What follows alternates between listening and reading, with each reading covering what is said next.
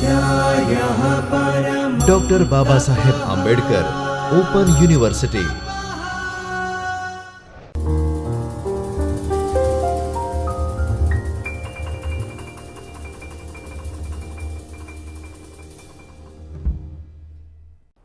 નમસ્કાર વિદ્યાર્થી મિત્રો, હું કિંજલ પરમાર આપ સર્વે વિદ્યાર્થી મિત્રોનું ડૉક્ટર બાબા સાહેબ આંબેડકર ઓપન યુનિવર્સિટીના ચૈતન્ય સ્ટુડિયોમાં આપ સૌનું હાર્દિક સ્વાગત કરું છું.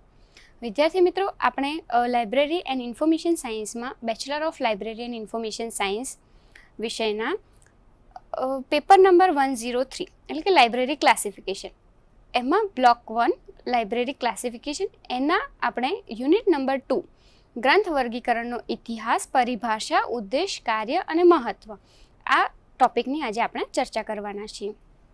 સૌપ્રથમ આપણે થોડુંક રિવાઇઝ કરી લઈએ કે આપણે યુનિટ 1માં શું ચર્ચા કરી હતી. યુનિટ 1માં આપણે જ્ઞાન વિશ્વ અને વિષય વિશ્વની વાત કરી હતી કે કેવી રીતે આપણને નોલેજ પ્રાપ્ત થાય છે અને એ નોલેજને આપણે કેવી રીતે ઇમ્પ્લિમેન્ટ કરતા હોઈએ છીએ. લાઇબ્રેરી ક્લાસિફિકેશનમાં શા માટે આપણે નોલેજ, યુનિવર્સ ઓફ નોલેજ અને એ બધા ટોપિકની ચર્ચા કરી, તો એ બધા ટોપિકથી આપણને એ ખ્યાલ આવે છે કે કેવી રીતે આપણે લાઇબ્રેરી ક્લાસિફિકેશન સિસ્ટમ ડેવલપ કરીએ છીએ અને એનું જ્ઞાન આપણને કેવી રીતે મળતું હોય છે. તો આજે આપણે મેઇન આપણો જે ટોપિક છે, આ વિષય જે છે એ શા માટે ભણતા હોય છે, એનો જે બેઝિક પાયો છે, બેઝિક કન્સેપ્ટ, એ આજે આપણે સમજીશું. ગ્રંથાલય વર્ગીકરણ એટલે કે વિવેકપૂર્વક વાંચન સામગ્રી એકઠી કરવી, તેનું યોગ્ય વ્યવસ્થાપન કરવું, તેનો ઉપયોગ થાય તે જોવું અને આવનારી પેઢી માટે તે જળવાઈ રહે તે પણ જોવું.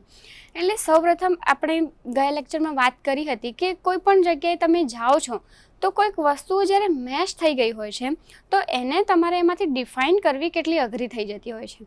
તો એવી જ રીતે લાઇબ્રેરીમાં પણ કોઈક જગ્યાએ તમને એક ઢગલો કરી દીધો હોય બુક્સનો ને કે ભાઈ યુઝર્સ આવે છે અને એને એ જે પણ પુસ્તક જોઈએ છે એ એમાંથી ફાઇન્ડ કરી લે, તો કોઈ પણ યુઝર્સ હોય, એ ગમે એટલો એક્ટિવ યુઝર્સ હોય કે ભાઈ મારે બુક્સ જોઈએ જ છે, તો પણ જ્યારે એ એની સિસ્ટમ જોવે છે એવી રીતે ઢગલામાંથી ફાઇન કરવાની હોય તો કોઈ પણ યુઝર્સ એ નથી એફોર્ડ કરતું અને એ એની નીડ્સ વગર જ રિટર્ન થઈ જતા હોય છે.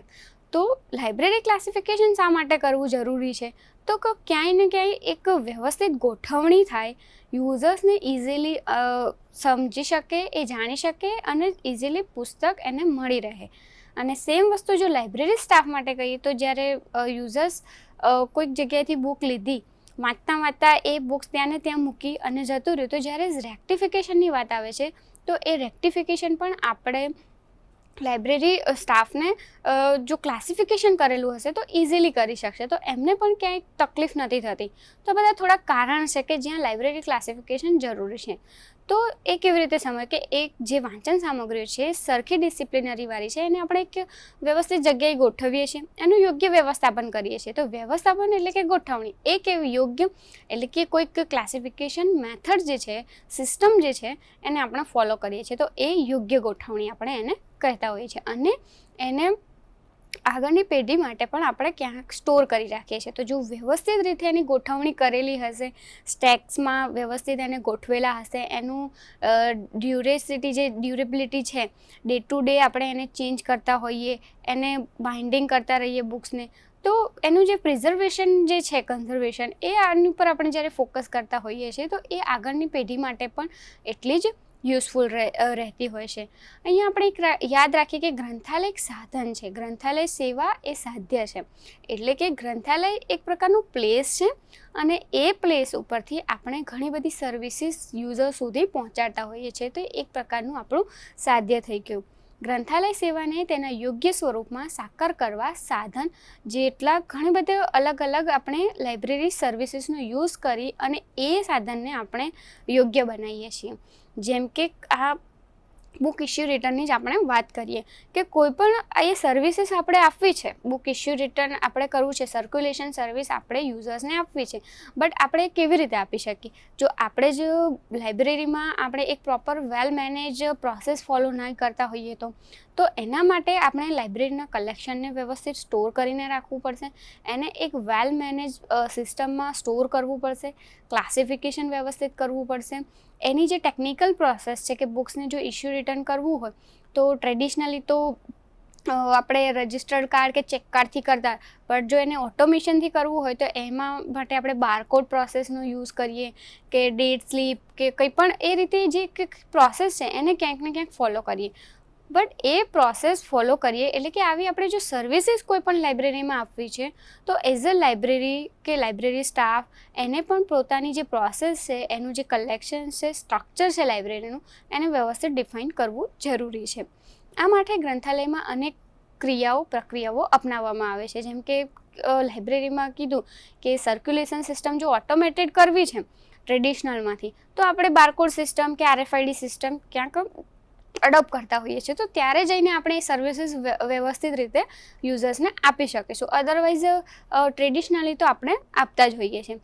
જેમાં ગ્રંથાલય વર્ગીકરણનું આગવું અને વિશેષ મહત્ત્વ છે કે જે ક્લાસિફિકેશન છે, મેઇન જે ટેકનિકલ પ્રોસેસમાં જે કામ થતા હોય છે ક્લાસિફિકેશન અને કેટલોગિંગ, તો એવું પણ કહી શકાય કે લાઇબ્રેરીમાં જે 2 થિંગ્સ છે, લાઇબ્રેરી ક્લાસિફિકેશન અને કેટલોગિંગ, એ ખૂબ જ મહત્ત્વના છે. એમ પણ કહેવાય કે વર્ગીકરણ પર જ અન્ય એટલે જેટલા પણ સબ્જેક્ટ્સ છે એને જે સેવાઓ આપવાની છે એ આપણે ઇઝીલી આપી શકતા હોઈએ છીએ. ક્લાસિફિકેશન, આ શબ્દ કેવી રીતે આવ્યો અને એની ઉત્પત્તિ કેવી રીતે થઈ? વર્ગીકરણ એ અંગ્રેજી શબ્દ એટલે કે અંગ્રેજી પદ ક્લાસિફિકેશનનું ગુજરાતી પર્યાયવાચી છે. આપણને સૌને ખ્યાલ છે કે ક્લાસિફિકેશન એટલે કે વર્ગીકરણ કરવું એમ. એટલે વર્ગીકરણ જેને આપણે 2 શબ્દોમાં જો છૂટા પાડીએ તો કે વર્ગનું કરણ, એવી રીતે. તો ક્લાસિફિકેશન પદની વ્યુત્પત્તિ એક લેટિન ભાષાના પદ ક્લાસીસ પરથી થઈ છે. આ જે એક મેઇન જે ટોપિક છે એમાંથી આપણને ઘણા બધા જે તમારી આવનારી એક્ઝામો હોય કે એમાંથી તમને ઘણા બધા એવા ઓબ્જેક્ટિવ ક્વેશ્ચન્સ મળતા હોય છે. તો આ વિદ્યાર્થી મિત્રો આની ઉપર ખાસ ફોકસ કરજો કે ક્લાસિફિકેશન છે, કેટલોગિંગ છે, ઇન્ડેક્સિંગ છે, એવા બધા અમુક જે શબ્દો છે એ કઈ ભાષામાંથી આવે છે, ડિક્શનરી છે, એન્સાયક્લોપીડિયા છે, એ કઈ ભાષામાંથી આવ્યા છે ને એનો ઓરિજિનલ શબ્દ કયો હતો. તો સેમ ખાસ ક્લાસિફિકેશન અને કેટલોગનું તો ખાસ ધ્યાન રાખજો કે ક્લાસિફિકેશન શબ્દ એ લેટિન ભાષા ક્લાસીસ પરથી ઉતરી આવ્યો છે. ક્લાસીસ શબ્દનો પ્રયોગ પ્રાચીન સમયમાં વ્યક્તિ કે સમાજના વર્ગ દર્શાવવા માટે કરવામાં આવતો હતો. એટલે કે કોઈ વ્યક્તિ અથવા તો કોઈ સમાજ એનો વર્ગ દર્શાવવો હોય તો આપણે એને ક્લાસીસ એવી રીતે ઓળખતા હતા. ક્લાસીસ એટલે એક આપણે વર્ગ આપ્યો છે, એક વર્ગ બનાવ્યો છે, અને એ શબ્દ ઉપરથી ક્લાસિફિકેશન આ શબ્દ ઉતરી આવ્યો છે. વર્ગીકરણ એટલે એની સંધિ વર્ગ વત્તા કરણ, એટલે કે 2 શબ્દના સમાસથી બનેલો આ એક શબ્દ છે. વર્ગનો અર્થ થાય છે કે જૂથ, વર્ગ જેમ આપણે કહીએ એક જૂથ હોય. જેમ કે ક્લાસમાં પણ આપણે નથી કહેતા કે ધોરણ 10નું વર્ગ છે, ધોરણ 11નું વર્ગ છે, એટલે કે એક જૂથ બનાવ્યું છે. એક સ્કિલ વાઇઝ એમનામાં નોલેજ વાઇઝ એક જૂથ બનાવ્યું છે. એવી રીતે જેમ કે ક્રિકેટર્સ એનું એક અલગથી વર્ગ હોય, એવી રીતે. પછી ઓલ્ડ એજ પીપલ, સિટીઝન્સ છે, એમનો એક વર્ગ હોય. ચાઇલ્ડહુડ જે છે, ચિલ્ડ્રન્સ છે, એમનો એક વર્ગ હોય. વુમન્સ છે એના માટેનો એક વર્ગ હોય. મેલ્સ છે એમના માટેનો વર્ગ હોય. તો આ બધા એક વર્ગીકરણ કરેલું છે એમ આપણે કે એ અમુક ગુણધર્મો અને એની જે ડિસિપ્લિનરી જે સરખી હોય છે એના આધારે આપણે એને ક્લાસિફિકેશન કર્યું છે. તો શું કહેવા માંગે છે? વર્ગ એટલે કે એક પ્રકારનું જૂથ કે જેને આપણે એની સરખી અને સમાન જે ગુણધર્મ છે એના આધારે એને આપણે ડિવાઈડ કરેલા છે. અને કરણ એટલે કે વૈજ્ઞાનિક ઢબે કાર્ય કરવું. એટલે કે કોઈ પણ જૂથ તો પ્રિપેર કરી લીધું, બટ એ જૂથ કેવી રીતે એને આપણે ઓલું કરીએ છીએ, ઇમ્પ્લિમેન્ટ કરીએ છીએ, તો કે એને એક વૈજ્ઞાનિક ઢબે આપણે એને કાર્ય કરીએ તો ત્યારે જઈને એક પ્રોપર વેમાં કમ્પ્લીટ થતું હોય છે. તો ક્લાસિફિકેશન પણ એક સાયન્ટિફિક પ્રોસેસ છે. ક્લાસિફિકેશન એટલે એવું નહીં કે બુક્સને આપણે અલગ કરી દીધી. આ જે મલ્ટિપલ બુક્સ આવી છે તો સબ્જેક્ટ્સ વાઇઝ ચલો સોશિયલ સાયન્સની અલગ કરી દીધી, હ્યુમેનિટીઝની અલગ કરી દીધી, કોમર્સ મેનેજમેન્ટની અલગ કરી દીધી, ગુજરાતી અલગ કરી દીધું, ઇંગ્લિશ અલગ કરી દીધું. એ ક્લાસિફિકેશન નથી. તમે ડિવિઝન નો ડાઉટ ડિવિઝન કરો છો, બટ એ ડિવિઝનને તમારે એક સાયન્ટિફિક વેમાં ડિવિઝન કરવાનું છે. એ સાયન્ટિફિક વે તમને ક્યાંથી ખબર પડશે? તો એ આપણી ક્લાસિફિકેશન સિસ્ટમથી ખબર પડશે કે જે આપણા ક્લાસિફિકેશન એક સિસ્ટમ ડેવલપ કરી છે, જે સિસ્ટમ છે એને તમે ફોકસ કરો છો, એને ધ્યાને રાખી અને ક્લાસિફિકેશન કરો છો, તો ત્યારે જ તમે એક સાયન્ટિફિક ક્લાસિફિકેશન કમ્પ્લીટ કર્યું એવું કહી શકાય. તો આ જે જૂથ વર્ગીકરણ એટલે કે વર્ગ કે જૂથ પાડવાની જે વૈજ્ઞાનિક રીત છે એ સમાન વસ્તુઓ, વિચારો એક જૂથમાં એકત્રિત કરવા અને વિસમાન વસ્તુઓ અને વિચારોને અલગ કરવા. જેમ આપણે વાત કરી કે સરખા વિચારો અને વસ્તુઓ અને ગુણધર્મોવાળી જે જૂથ છે એને આપણે અલગ રાખીએ છીએ, અને જે અલગ છે વિસમાન એટલે કે જેના ગુણ અલગ છે, વસ્તુઓ વિચારોને એને આપણે અલગ રાખીએ છીએ, તો એક બીજી ડિસિપ્લિનરી બને છે. તો બંને જ્યારે સરખા ગુણધર્મોવાળાને તમે સાથે રાખો છો તો એક વર્ગીકરણ થયું, અને અસમાન જે વિચારો અને વસ્તુઓના ગુણધર્મને તમે સાઈડમાં રાખો છો તો એક બીજું વર્ગીકરણ થયું. તો વર્ગીકરણ કંઈ ને કંઈ આ બે રીતે થતું હશે. આઈ થિંક તમને ક્લાસિફિકેશનનો જે કન્સેપ્ટ છે થોડો ક્લિયર થયો હશે. હવે વૈજ્ઞાનિક રીતે વસ્તુઓને એક જૂથમાં એકત્રિત કરવા અને જે અસમાન છે એ વસ્તુઓને વિચારોને અલગ કરવા, એ ક્યાંય ને ક્યાંય આપણું ક્લાસિફિકેશન છે. ડૉક્ટર એસ.આર. રંગનાથન કે તેમનું જે ગ્રંથ છે, આ પણ એક પોઈન્ટ નોટ કરવાનું છે કે તમારે જે પણ આપણા ડૉક્ટર એસ.આર. રંગનાથન, જેને father of library and information science તરીકે ઓળખીએ છીએ, એને આપણે કે એમની આખી જે બાયોગ્રાફી છે એ તમારે ખાસ રીડ કરવાની છે કે એમણે લાઇબ્રેરી સાયન્સમાં કેટલું એમનું પોતાનું યોગદાન આપેલું છે, એમણે કઈ કઈ બુક્સ લખી છે, એમણે કઈ સિસ્ટમ ડેવલપ કરી છે, ક્યાં એમણે જોબ કરી છે, એમણે 5 લોઝ ઓફ લાઇબ્રેરી સાયન્સ આપ્યા છે, તો એ કેવી રીતે એમણે ડેવલપ કર્યા. તો આ એક ખાસ કન્સેપ્ટ છે જે વારંવાર આવનારી એક્ઝામોમાં કોઈ પણ મલ્ટિપલ ચોઇસ ક્વેશ્ચન્સમાં કે લોંગ ક્વેશ્ચન્સમાં પૂછાતા હોય છે. તો આ એક મેઇન પોઈન્ટ્સ છે જે તમારે ખાસ ધ્યાન રાખવાનો છે. એમની એક બુક છે કે પ્રોલેગ્યુમિના ટુ લાઇબ્રેરી ક્લાસિફિકેશન, જેની પહેલી આવૃત્તિ 1937માં આવી હતી, એની બીજી આવૃત્તિ 57માં આવી હતી 1957, અને જે થર્ડ રિવાઇઝ એડિશન છે એ 1967માં આવી હતી. એ મેઇનલી લાઇબ્રેરી ક્લાસિફિકેશન ઉપર ફોકસ કરે છે. તો એ ક્લાસિફિકેશન એમાં એ બુકમાં એમણે એને ક્લાસિફિકેશનને બહુ ઇન ડિટેલ સમજાવ્યું છે કે કેવી રીતે તમે જ્ઞાન વિશ્વથી વિષય વિશ્વ સુધી પહોંચો છો, કેવી રીતે સબ્જેક્ટ્સને ડિવાઈડ કરો છો, કેવી રીતે ક્લાસિફિકેશન કરો છો, એના જે કેનોન છે ક્લાસિફિકેશનના, એ દરેક વસ્તુનું એમણે એમાં ખાસ ધ્યાન રાખ્યું છે એ બુકમાં. એ બુકમાં એમણે વર્ગીકરણનો અર્થ એ રીતે આપ્યો છે કે કોઈપણ ભૌતિક વસ્તુઓના સંદર્ભમાં વિભાગ અને વિભાજન એ બે વર્ગીકરણના પરિણામો છે. એટલે કે વિભાગ કરીએ છીએ અને બીજું વિભાજન કરીએ છીએ, તો આ બંને વસ્તુ એમના પરિણામો છે. તેમના મતે આપણે એમ કહીએ કે જ્યારે આપણે વિભાગ પાડીએ છીએ ત્યારે વસ્તુઓને છૂટી પાડીએ, બે અથવા વધુ જૂથો પાડીએ. એટલે કોઈ પણ વસ્તુ આપણે જ્યારે ડિવિઝન કરીએ છીએ, જેમ કે સબ્જેક્ટ્સમાં આપણે ડિવિઝન કરીએ છીએ, તો નો ડાઉટ પહેલાં આપણે મેઇન સબ્જેક્ટ્સથી મેથેમેટિક્સથી આપણે જેમ કે ડિવિઝન કરતા હોઈએ, અથવા તો કેમેસ્ટ્રીથી આપણે ડિવિઝન કરતા હોય, કે લાઇબ્રેરી સાયન્સ ફોર એક્ઝામ્પલ આપણે આપણા જ સબ્જેક્ટ્સની વાત કરીએ કે લાઇબ્રેરી સાયન્સમાં આપણે ડિવિઝન કરીએ છીએ બુક્સનું, બટ એમાં પણ ઘણા બધા વિષયો છે. લાઇબ્રેરી સાયન્સ ફર્સ્ટ આપણે એક ડિવિઝન કરી દીધું, બટ લાઇબ્રેરી સાયન્સમાં જેટલી પણ બુક્સ છે એને આપણે વિષયવાર ડિવિઝન કરીએ. જેમ કે લાઇબ્રેરી ક્લાસિફિકેશનની બુક્સ અલગ રાખીએ, લાઇબ્રેરી કેટલોગની બુક્સ અલગ રાખીએ, દેન લાઇબ્રેરી એન્ડ સોસાયટી એની બુક્સ અલગ રાખીએ છીએ, પબ્લિક લાઇબ્રેરીની બુક્સ અલગ રાખીએ છીએ, સ્પેશિયલ લાઇબ્રેરીની બુક્સ અલગ રાખીએ છીએ. તો એક પર્ટિક્યુલર ડિવિઝન તમે ભલે કરતા હો એક સબ્જેક્ટ્સમાં, કે સબ્જેક્ટ્સ વાઇઝ કર્યું, library science, chemistry, mathematics, humanities છે, સંસ્કૃત, ગુજરાતી, ઇંગ્લિશ, એ બધું જ કર્યું, બટ એ પર્ટિક્યુલર સબ્જેક્ટ્સમાં પણ તમે સબ ડિવિઝન કરો, એમાં પણ તમે જૂથ બનાવો. એટલે કે ક્લાસિફિકેશનની બુક્સ અલગ રહી, કેટલોગની બુક્સ અલગ રહી, લાઇબ્રેરી એડમિનિસ્ટ્રેશનની બુક્સ અલગ રહી, તો એ ઇનડેપ્થ ક્લાસિફિકેશન થાય છે. વિભાગ તો કરો જ છો, સાથે સાથે એને એકથી વધારે જૂથમાં એનું ડિવિઝન કરો. વિભાજન એ જૂથોનું પૂર્વ નિર્ધારિત ક્રમ આપે છે, અને આમ વર્ગીકરણ એક વિવિધાર્થી પદ છે. એમ એવું કહીએ કે અલગ અલગ પદ તરીકે એને આપણે ઓળખતા હોઈએ છીએ. એના બે અર્થ અહીંયા આપેલા છે. એક અર્થ છે વિભાગ. વિભાગ એટલે કે સમાન ખાસિયતો ધરાવતી વસ્તુ, વિચાર એક પેટા જૂથમાં અને વિસમાન વસ્તુઓ કે અલગ પેટા જૂથમાં મૂકવી.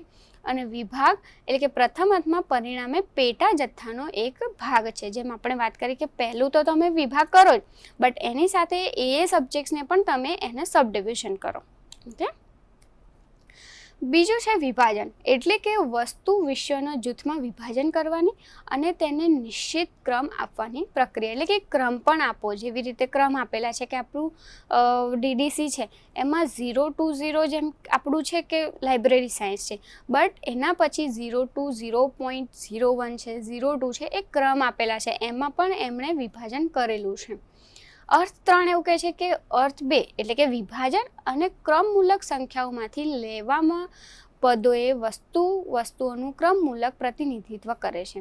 એટલે કે જે પણ શબ્દો, જે સંખ્યા છે એને તમે કન્વર્ટ કરી રહ્યા છો. એટલે કે ફર્સ્ટ વિભાજન તો કરો છો, એક જૂથ વિભાગ કરો છો, વિભાજન કરો છો અને એનું એક ક્રમમૂલક સંખ્યામાં એને ગોઠવણી કરો છો.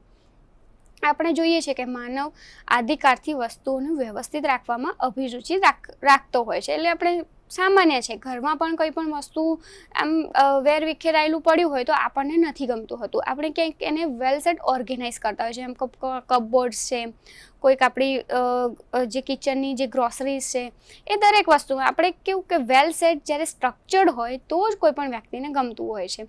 તો એવી જ રીતે આ જ વસ્તુને આપણે આપણા સબ્જેક્ટ્સમાં ઇમ્પ્લિમેન્ટ કરતા હોય છે, એ જ વસ્તુને આપણે પ્રેક્ટિકલ લાઈફમાં ઇમ્પ્લિમેન્ટ કરતા હોય છે. એટલે કે આપણે આપણી જે વિચાર શક્તિ છે, સ્મૃતિ છે, એના આધારે વર્ગીકરણ કરતા હોય છે.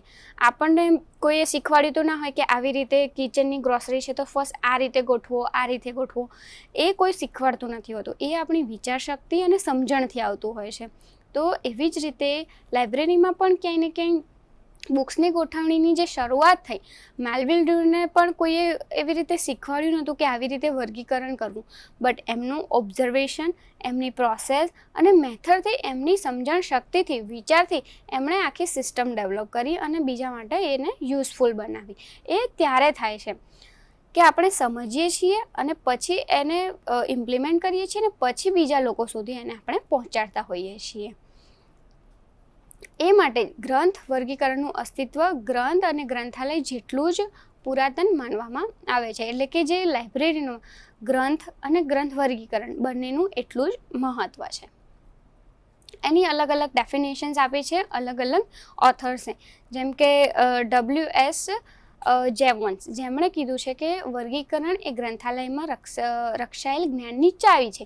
કારણ કે વર્ગીકરણ ક્યાંય ને ક્યાંય બુક્સને આપણે જ્યારે ગોઠવીએ છીએ તો બુક્સમાં નોલેજ રહેલું છે, તો એ જ્ઞાનની ચાવી તરીકે આપણે એને ઓળખીએ છીએ. એની મદદ વડે ગ્રંથાલયના ફલક પર અમુક શબ્દો જે છે, ફલક એટલે કે જે ગ્રંથાલયમાં આપણે જ્યાં પુસ્તકોને ગોઠવીએ છીએ એને આપણે ફલક તરીકે ઓળખીએ, જે સ્ટેક્સ જે આપણે કહેતા હોઈએ છીએ, રેક્સ કહેતા હોઈએ છીએ. તો એ ફલક પર જ્યારે ગ્રંથોને એક વ્યવસ્થિત ક્રમમાં ગોઠવવામાં આવે છે, ગોઠવણીથી ઓછામાં ઓછા સમયમાં વાચક ઈચ્છિત ગ્રંથ ઉપલબ્ધ થાય છે. એટલે કે જ્યારે ગોઠવણી કરીએ છીએ કોઈ પણ યુઝર્સ છે ઇઝીલી એને ફાઇન્ડ કરી શકે છે. તો જ્યારે આપણે એ રેક્સ ઉપર વ્યવસ્થિત ગોઠવણી કરીએ છીએ બુક્સની, તો યુઝર્સ આવે છે, એને નંબર મળે છે અને એ ઇઝીલી સ્ટેકમાં જાય છે અને રેક્સ ઉપરથી બુક્સને ફાઇન્ડ કરે છે અને એ એની જે પણ જોઈએ છે ઇન્ફોર્મેશન લે છે.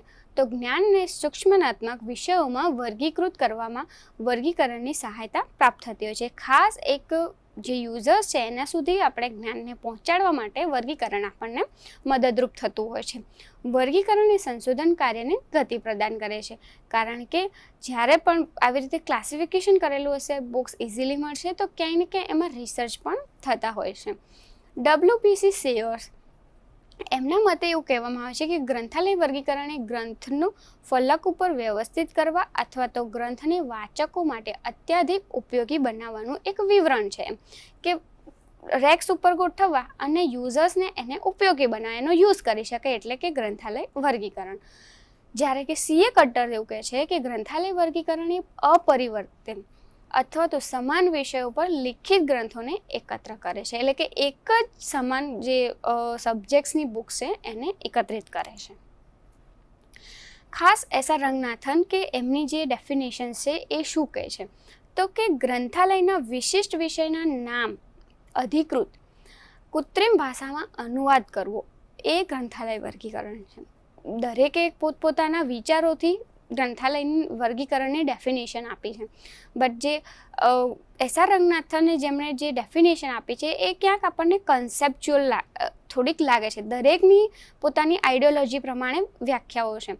બટ જ્યારે આપણે એસઆર રંગનાથનની વાત કરીએ કે એમને જે વ્યાખ્યા છે એ આપણે સમજી શકીએ છીએ કે આપણે વર્ગીકરણમાં શું કરીએ છીએ કે નથી આપણે ડાયરેક્ટ ટાઇટલ થ્રુ કે એના સબ્જેક્ટ થ્રુ આપણે એની ગોઠવણી કરતા. બટ હા, એક જે સબ્જેક્ટ છે એને આપણે એ સબ્જેક્ટ જે છે એ ટેક્સ્ટમાં હોય છે, જેમ કે લાઇબ્રેરી ક્લાસિફિકેશન, કેટલોગિંગ એ સબ્જેક્ટ છે. બટ એને આપણે કન્વર્ટ કરીએ છીએ આર્ટિફિશિયલ લેંગ્વેજમાં, એટલે કે આપણે ન્યુમેરિક્સ ડિઝિટમાં કન્વર્ટ કરીએ છીએ.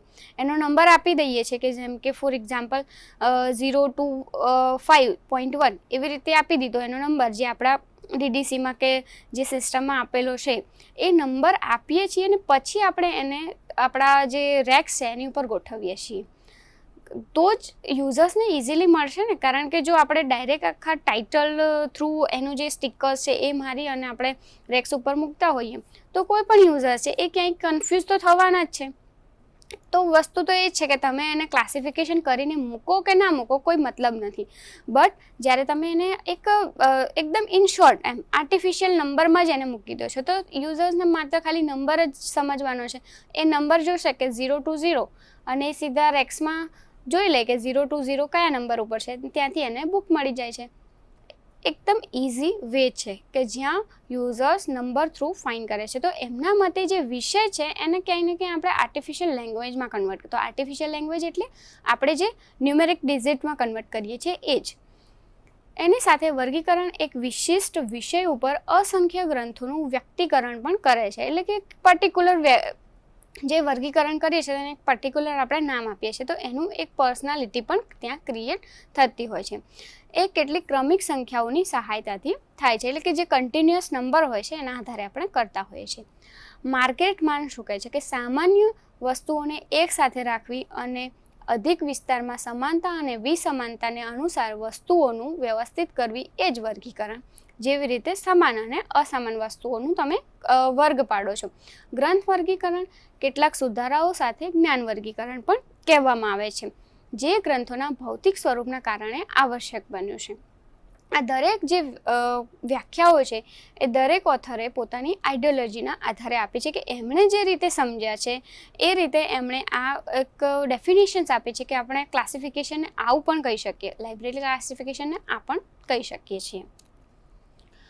ખાસ વર્ગીકરણના તત્વો હોય તો કે પદાર્થ એટલે કે કોઈક વસ્તુ કે કંઈક થિંગ્સ હોવું જોઈએ. પછી ગુણધર્મ એ તો એની પાસે હોવો જોઈએ તો જ તમે વર્ગીકરણ કરી શકશો. અધરવાઇઝ તમે કેવી રીતે કરશો? સમાન ગુણધર્મ હોય અથવા તો અસમાન ગુણધર્મ હોય એના આધારે જ તો વર્ગીકરણ થશે. કારણ કે જો એ ગુણધર્મ જ નહીં હોય તો એની એબ્સેન્સમાં તમે વર્ગીકરણ કેવી રીતે કરી શકશો?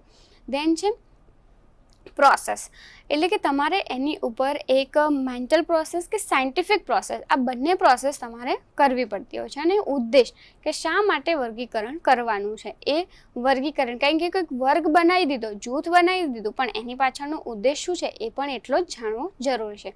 તો વર્ગીકરણના ખાસ 4 તત્વો: પદાર્થ એટલે કે કોઈ વસ્તુ કે વ્યક્તિ કે વિચાર કે કોઈ પણ જૂથ છે એ, ગુણધર્મ, માનસિક પ્રક્રિયા અને ઉદ્દેશ, આ 4 એના મુખ્ય તત્વો છે. વર્ગીકરણના ઉદ્દેશો અને એના કાર્યો.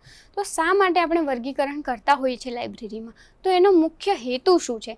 તો બર્વિક શેર્સના શબ્દોમાં આપણે કહીએ તો કે ગ્રંથાલયની આધારશિલા ગ્રંથ છે અને જ્યારે ગ્રંથાલય વ્યવસાયની આધારશિલા વર્ગીકરણ છે. આપણે એવું કહી શકીએ કે કારણ કે ગ્રંથાલય તમારે ઊભું કરવું છે તો તમારે ગ્રંથની જરૂર છે જ.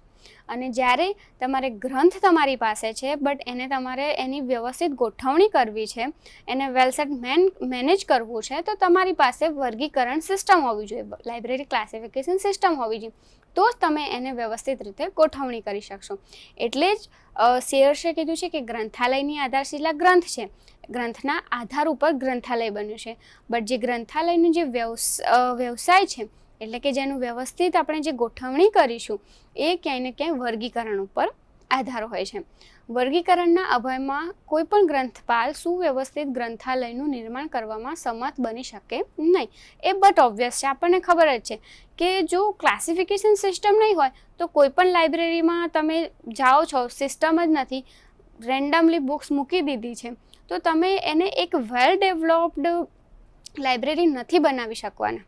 તમે ભલે ગમે એટલું કલેક્શન રાખતા હોય, આજે આપણે કહીએ કે આ લાઇબ્રેરીમાં 5000 કલેક્શન્સ છે, 8000 કલેક્શન, 10000 કલેક્શન, બટ એ કલેક્શનનું શું, જ્યારે એ વેલ સેટ ડિફાઇન નહીં કરેલું હોય, વ્યવસ્થિત ક્લાસિફિકેશન સિસ્ટમમાં ગોઠવેલું નહીં હોય, તો એ કલેક્શનનો કોઈ જ મતલબ નથી રહેતો, કારણ કે યુઝર્સ ફાઇન્ડ નથી કરી શકવાના, યુઝ નથી કરી શકવાના. તો એ કલેક્શન ક્યાંય ને ક્યાંય યુઝલેસ થઈ જાય છે પછી તો. બટ એ જ જ્યારે તમે ભલે ને તમારી પાસે લાઇબ્રેરીમાં આપણે 500 બુક્સ જ કેમ ના હોય, બટ એ 500 જ બુક્સને આપણે એક વ્યવસ્થિત ગોઠવણી કરીએ છીએ તો યુઝર્સ એને યુઝ કરી શકાય, યુઝફુલ એ આપણે કલેક્શન એને કહી શકીએ છીએ. એ જ રીતે એટલે કે વર્ગીકરણ જે છે ને એ આધારભૂત છે, એ જ એનું મુખ્ય ઉદ્દેશ છે. વર્ગીકરણના ઉદ્દેશો અને કાર્યો એને થોડા પોઈન્ટ આઉટ્સ કર્યા છે જે આપણે ઇઝીલી સમજી શકીએ. જેમ કે પ્રલેખોને ફલક ઉપર વ્યવસ્થિત ગોઠવવા, એમ વ્યવસ્થિત કરવા, એટલે કે જે આપણું રેક્સ છે એની ઉપર આપણે એની ગોઠવણી વ્યવસ્થિત કરવી, એ એનું મુખ્ય ઉદ્દેશ છે. એક તો પ્રત્યેક પ્રલેખની સંજ્ઞા દર્શાવી, જેમ એસ આર રંગનાથન એમણે કીધું કે જે વર્ગીકરણ છે એ વિષયને આર્ટિફિશિયલ લેંગ્વેજમાં કન્વર્ટ કરવાની એક પ્રોસેસ છે. તો એ વર્ગીકરણનો એક મુખ્ય ઉદ્દેશ અને એનું કાર્ય એ જ છે કે જે પણ ડોક્યુમેન્ટ છે, જે પણ બુક્સ છે, જે પણ સબ્જેક્ટ્સની બુક્સ છે એને આપણે સંજ્ઞામાં દર્શાવીએ છીએ, એટલે કે ડિજિટમાં દર્શાવીએ છીએ. ગ્રંથાલયના કાર્યમાં મદદરૂપ પરિબળ બનવું, એટલે કે જો વર્ગીકરણ કરેલું હશે, library classification, user easily book લેશે અને જે લાઇબ્રેરી સ્ટાફ છે એ સર્ક્યુલેશન પ્રોસેસ છે એ ઇઝીલી કરી શકશે. આ સિવાય રેક્ટિફિકેશનની પ્રોસેસ ઇઝીલી કરી શકશે, સેલ્વિંગની પ્રોસેસ ઇઝીલી કરી શકશે. અને જ્યારે મેઇન સ્ટોક વેરિફિકેશન જ્યારે લેવાનો હોય છે, એટલે કે at the every years and library stock લેતી હોય છે કે લાઇબ્રેરીને ખ્યાલ આવે કે આપણી લાઇબ્રેરીમાં કેટલી બુક્સ અવેલેબલ છે, કેટલી ખોવાયેલી છે, કેટલી વિડાઉટની જરૂર છે.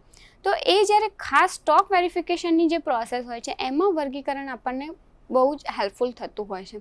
એમાં એ જો વર્ગીકરણ કરેલું હશે તો કોઈ પણ બુક્સ ક્યાંક મિસિંગ આઉટ છે કે ક્યાંક ખોવાયેલી છે કે ક્યાંક આડી અવડી મતલબ મુકાઈ ગઈ છે તો એના આધારે આપણે ઇઝીલી ફાઇન્ડ કરી શકતા હોઈએ છીએ.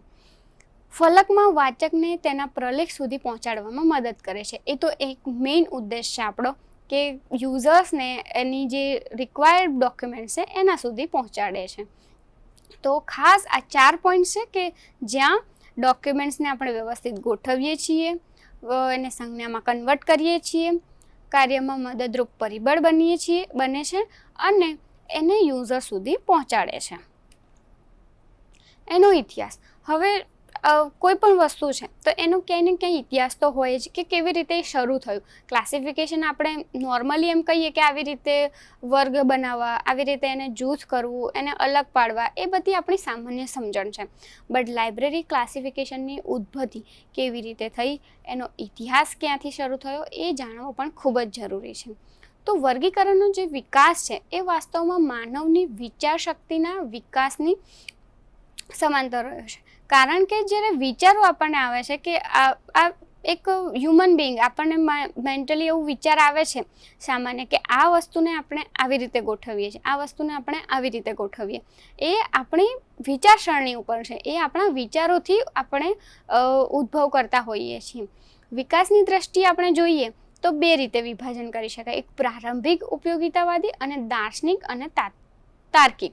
જો સામાન્ય જોઈએ તો માનવની વિચાર શક્તિના આધારે હોય, બટ વિકાસની દ્રષ્ટિએ જોઈએ કે કેવી રીતે વિકાસ થયો તો એમાં 2 રીતે કે પ્રારંભિક ઉપયોગિતાઓ અને દાર્શનિક અને તાર્કિક. પ્રારંભિક અને ઉપયોગિતાની જો વાત કરીએ તો પ્રારંભિક વિકાસ અનુસાર જ્ઞાનની સૈદ્ધાંતિક અથવા તો આદર્શપૂર્ણ વ્યવસ્થાને દ્રષ્ટિકોણમાં રાખીને માત્ર વ્યવહારિક ઉપયોગના ઉદ્દેશની વાંચન સામગ્રીની વ્યવસ્થા કરવાનો પ્રયાસ છે. પ્રાચીન કેવું હતું કે જે અસીરિયાના જે સમ્રાટ હતા અસુરબાન ઈ પાલ, કે એમણે ગ્રંથાલયમાં માટીની તકતીઓનું વર્ગીકરણ 2 મુખ્ય ભાગમાં કર્યું હતું કે સાંસારિક જ્ઞાન અને ઈશ્વરીય જ્ઞાન, એમ 2 પ્રકારમાં એમણે એનું ડિવિઝન કર્યું હતું. તો પ્રારંભિક છે શરૂઆત કે જ્યાં વર્ગીકરણ શરૂ થયું, એમ કે આવી રીતે સૌપ્રથમ વર્ગીકરણ થયું હતું. પ્રાચીન પછી મિશરના સુપ્રસિદ્ધ કવિ અને ગ્રંથપાલ કેલિમેક્સે એલેક્ઝેન્ડ્રિયા જે ગ્રંથાલય છે એમાં અપનાવેલ વર્ગીકરણ અનુસાર સમગ્ર વિષયોને લેખક ઉપર આધારિત રાખ્યા હતા. એટલે કે જે તે લેખક હોય એ લેખકની પુસ્તકોને અલગ રાખી હતી. તો કોઈ પણ યુઝર છે લેખક પ્રમાણે એને જો બુક્સ જોઈએ છે તો એ ઇઝીલી ફાઇન્ડ કરી શકે છે. તો એક બીજો થિંગ છે કે જ્યાં ફર્સ્ટમાં કે તમે એને જે બુક્સ જે કન્વર્ટ કરી છે એને માટીની તકતીઓના આધારે કન્વર્ઝન કર્યું હતું એક. અને બીજું જે છે એ મિસિરની જે સુપ્રસિદ્ધ જે કવિ છે એણે જે ક્લાસિફિકેશન કર્યું એ લેખકોના આધારે કર્યું હતું. તો આ એક શરૂઆત થઈ હતી ક્લાસિફિકેશનની. જેમ કે કાવ્ય છે, તત્વજ્ઞાન, વક્તૃત્વ, કાયદો, ઇતિહાસ અને પટ, એવી રીતે અલગ અલગ ડિવિઝન કરવામાં આવતા હતા. પછી મધ્યકાલીન જે સમય આવ્યો એમાં જે મઠ એટલે કે એમ ગ્રંથાલય તરીકે જ ઓળખાતા હતા એને વર્ગીકરણની પ્રથા પણ એમાં પણ પ્રચલિત કરી. એમાં એ લોકો વિષયો પ્રમાણે જે પણ વિભાગ હતા એટલે કે જે પણ પુસ્તકો હતા એને વિષયો પ્રમાણે ગોઠવતા હતા. જ્યાં લેખક પ્રમાણેની પણ વિષયો એમ કે કોઈક અભિલેખો છે, મૂળ ધાર્મિક પુસ્તકો હોય, બંધારણની છે, ધાર્મિક સભાઓ છે, અથવા તો કોઈક પત્રો હોય, આદેશો હોય, ધાર્મિક ગ્રંથો હોય, કોઈક પૌરાણિક વાર્તાઓ હોય. તો એ બધી વાર્તાઓને એવી રીતે મતલબ સબ્જેક્ટ્સ વાઇઝ એટલે કે એનો જે કન્ટેન્ટ હોય એ પ્રમાણે એમણે ડિવિઝન કર્યું હતું કે પૌરાણિક વાર્તાઓ છે તો એને આપણે અલગ રાખીએ છીએ, ધાર્મિક વાર્તાઓ જે છે, ગ્રંથો છે એને આપણે અલગ રાખીએ છીએ.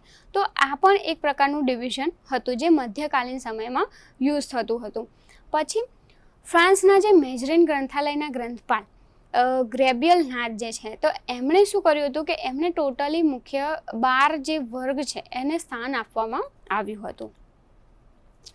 જે બીજો પાર્ટ છે આપણે એક પાર્ટ સમજ્યા વિકાસમાં કે એક પ્રારંભિક છે અને ઉપયોગિતાના આધારે છે. બીજો પાર્ટ છે દાર્શનિક અને તાર્કિક પદ્ધતિઓ છે.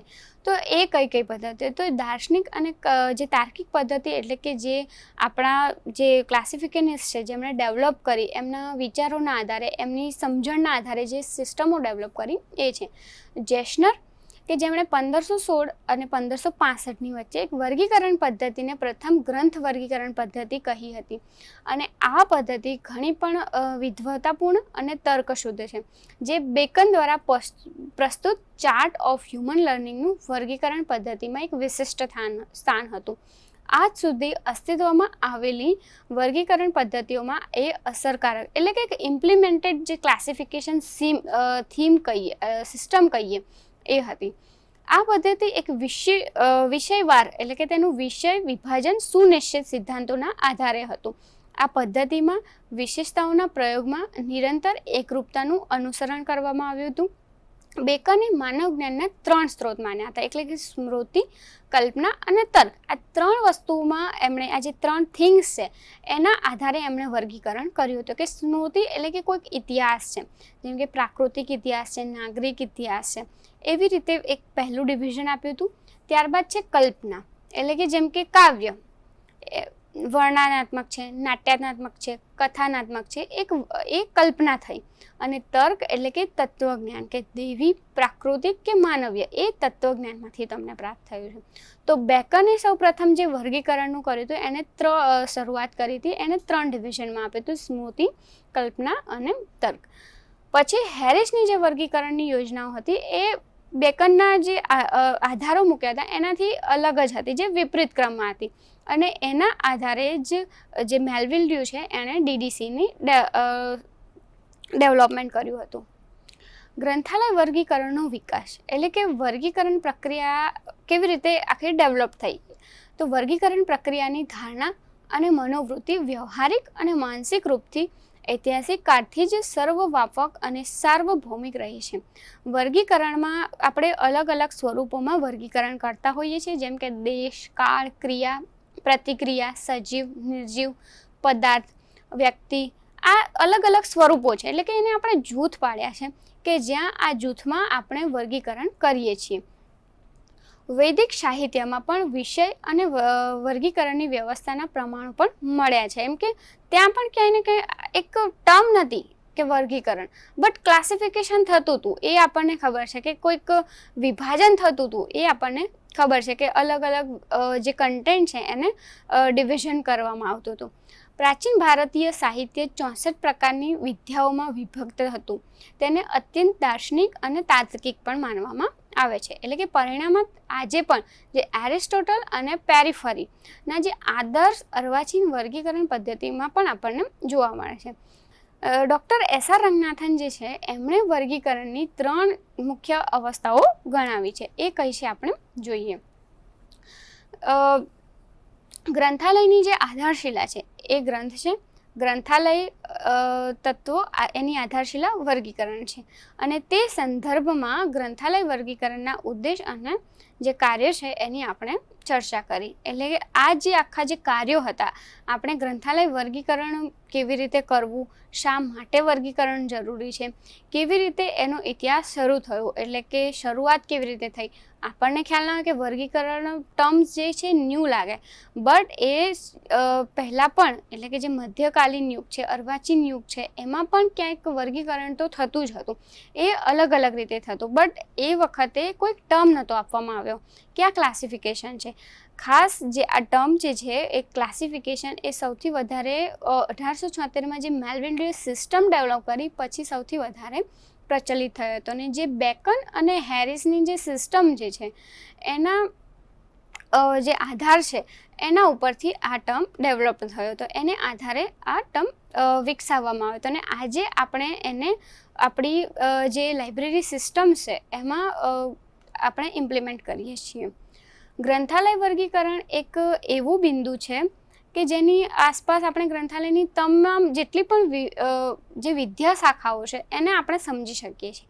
કારણ કે જે સિસ્ટમ જે છે એના દરેક સબ્જેક્ટ જે છે એને આપણે ડિવિઝન કરતા હોઈએ છીએ, તો આપણે વિષયવાર દરેક વિષયને આપણે સમજતા હોઈએ છીએ.